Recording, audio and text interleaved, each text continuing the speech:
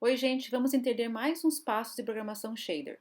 Bem, nós já fizemos os passos iniciais para criar, então, fazer com que o nosso shader desenhe alguma coisa, o nosso triângulo na tela. A gente já criou, então, uma matriz. Dessa matriz, nós jogamos os dados dela na memória da GPU, criando buffer para isso, e preenchemos esse buffer com os dados, né, com os vértices que a gente criou. A gente vai dar mais um passo à frente, que é a criação do shader, né, para que ele possa efetivamente desenhar o nosso triângulo na tela. Para entender esse passo de criação, né, do desenho final na tela, é importante a gente voltar um pouquinho nesse pipeline simplificado e ele vai mostrar para nós que eu tenho vários estágios. O primeiro estágio é a criação do Vertex Shader, que ele é programável, e na verdade são dois estágios principais, né? A programação do Vertex Shader e do Fragment Shader. Nós temos outras programações, como o Tessellation Shader e Geometric Shader, mas a gente não vai falar sobre isso agora. Cada estágio ele vai conter então uma entrada e uma saída. Essa saída ela vai permitir com que os dados que veio da entrada anterior ou do processo anterior seja processado naquela etapa seguinte, naquele estágio seguinte.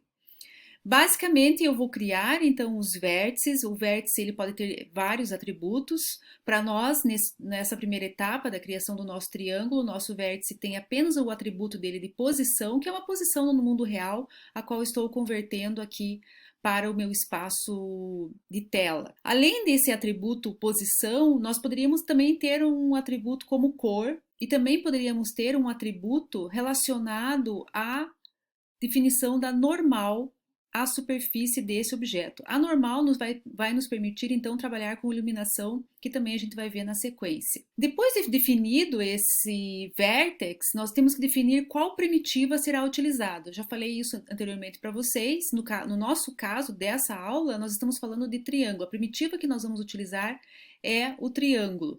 E o triângulo definido, o OpenGL ainda precisa fazer a rasterização, que é definir dentro desse triângulo os espaços em pixels que vão conter então a forma final, que no caso é o triângulo. A etapa de Fragment Shader ela é responsável basicamente por colorir. Então ela vai pegar como entrada os dados que vêm do Vertex Shader e como saída a cor que ele vai aplicar nesse desenho que efetivamente vai ser mostrado na tela. Mas o que é efetivamente um Shader Program? É a maneira como nós vamos dizer ao OpenGL como desenhar. Ele é escrito numa linguagem especial, criada pelo OpenGL, chamada GLSL, é o OpenGL Shader Language, e ele vai definir como desenhar a forma a partir de atributos do vértice. Então, o atributo pode ser posição, pode ser cor, pode ser o vetor normal. E nós chamamos eles de Vertex Attribute Object. Então, vocês já perceberam na aula passada que nós criamos um VIO para poder conter, então, esses atributos que estão representados dentro do vértice. Ele vai possuir uma entrada e saída, né, que vai então permitir que eu faça essa passagem, né, de um estágio do pipeline para o outro. Ele é construído em duas etapas, como eu já falei também anteriormente, baseado lá no nosso desenho do pipeline gráfico. A primeira etapa é a descrição dos pontos, né, onde ele deve ser posicionado na tela, e nós fazemos isso através do Vertex Shader. E a segunda etapa é a criação do Fragment Shader, que vai colorir, que vai dar cor para o nosso objeto. Ambos são escritos de forma bastante simples, numa escrita dentro de uma string, e ele é bastante semelhante à linguagem C. A Shader Language, a sua primeira versão, que é a versão 1.1, ela nasceu com o OpenGL 2.0, e eu preciso fazer identificação dentro da escrita da linguagem qual versão eu quero que seja utilizada naquele momento que eu estou programando. A partir da versão 3.3 eu já consigo então utilizar todas as etapas do pipeline gráfico, mas eu posso então escolher uma versão mais moderna, por exemplo, a versão 4.6. Vocês podem verificar que a partir da versão 3.3 coincide a versão do OpenGL com a versão do GLSL. Alguns tipos de dados que vocês vão encontrar dentro do GLSL é o tipo void, que é um retorno para função, né, para procedimento. Quando eu não tenho retorno, eu utilizo void. O tipo bool, que é um tipo booleano, né, que vai retornar para mim verdadeiro ou falso. Tipo int, já estamos acostumadíssimos, float, e aqui algumas novidades, que é o VEC3, VEC4, MET3 e MET4. Então, o VEC3, ele é um vetor, é um tipo de dado que vai conter um vetor de 3 elementos ou de 4 elementos. Vai ser bastante utilizado para posição. Eu posso definir um VEC3 para a posição, por exemplo, eu vou ter 3 elementos, né, o eixo x, y e z, e posso utilizar o VEC4 para definição de cor. Então, nós temos os 3 elementos, né, RGB para cor e mais o alfa, então o VEC3 será bastante útil para esse tipo de armazenamento. E a matriz, tanto 3x3 quanto 4x4, ela vai ficar mais interessante e mais fácil de vocês compreenderem quando nós formos tratar de iluminação e projeção. A comunicação entre o Vertex e o Fragment Shader, ela é construída a partir, então, de algumas informações que eu coloco dentro da programação. Eu estou definindo aqui esse comando que ele determina que ele é uma entrada. E o out vai determinar, então, que ele é uma saída. Ele vai receber, então, de entrada a posição e a saída do fragmento vai ser a cor.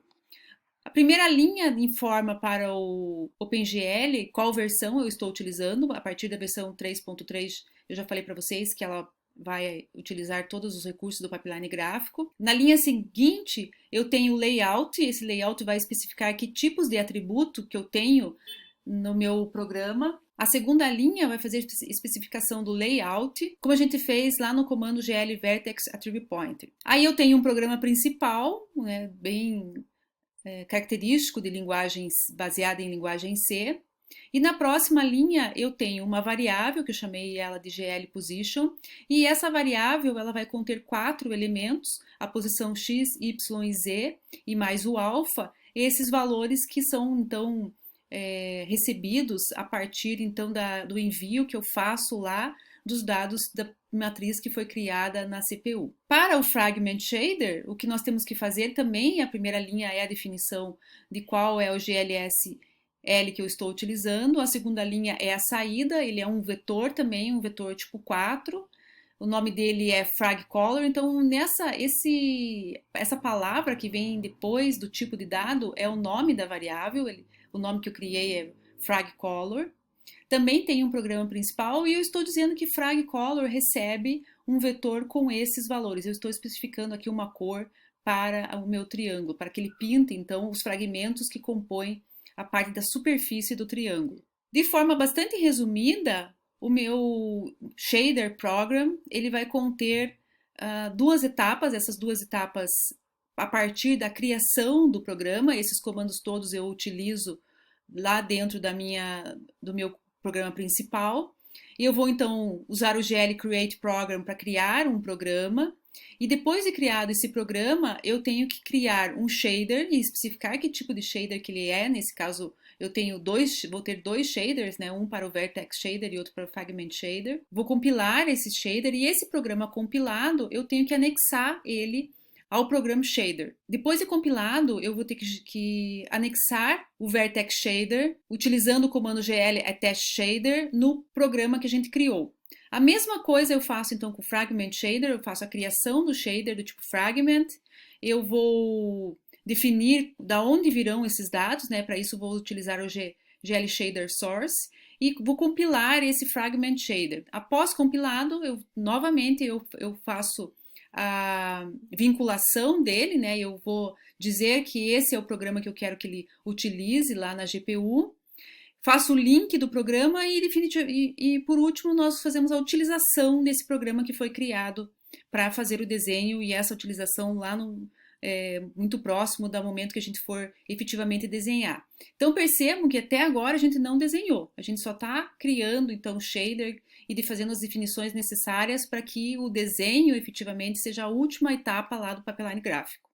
Voltando ao código, vamos então criar o nosso shader como uma variável global do tipo string. Então eu vou utilizar o constant char. Eu poderia até fazer isso num programa separado, é o que a gente vai fazer nas próximas aulas, para deixar o Fragment Shader e o Vertex Shader em arquivos separados. Mas nesse momento vou fazer tudo aqui dentro do nosso projeto, para ficar mais simples a gente implementar. Então eu vou criar uma variável do tipo char, glchar, né? É um ponteiro para glchar e vou chamar ele de vertex shader source, né? CRS.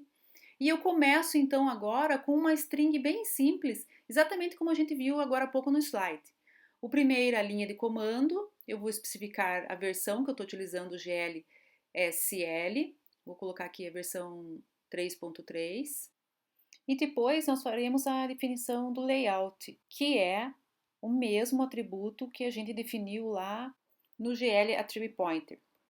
Se nós tivéssemos, por exemplo, a cor associada a cada vértice, nós teríamos que ter o layout location 0, que identificaria a posição, e layout location 1, que identificaria a cor.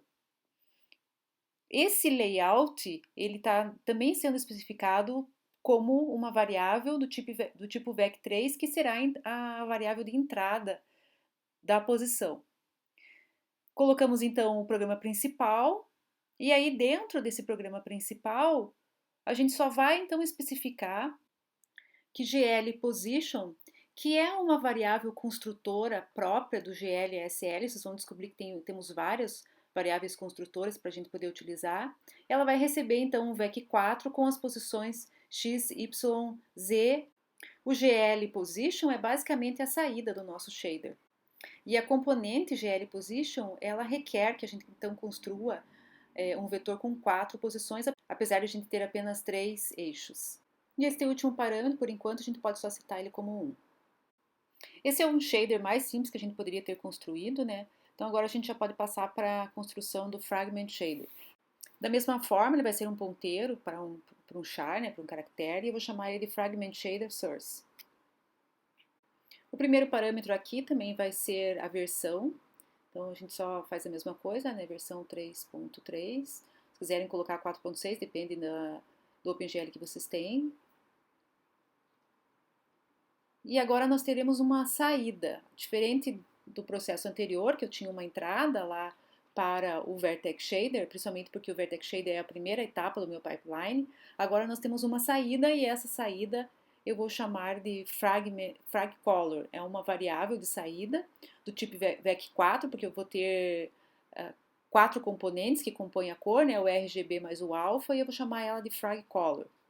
Também tem que ter um programa principal e o que eu vou fazer agora é definir que esse fragColor ele vai receber simplesmente um vec4 com 4 valores de cores, aí vocês podem ficar bem livres para colocarem as cores que vocês acharem interessante. Feito isso, tanto o nosso Vertex Shader quanto o nosso Fragment Shader estão prontos. Agora nós temos que fazer a criação deles lá no nosso programa principal. Mas isso a gente vai fazer na próxima aula, ok? Espero vocês!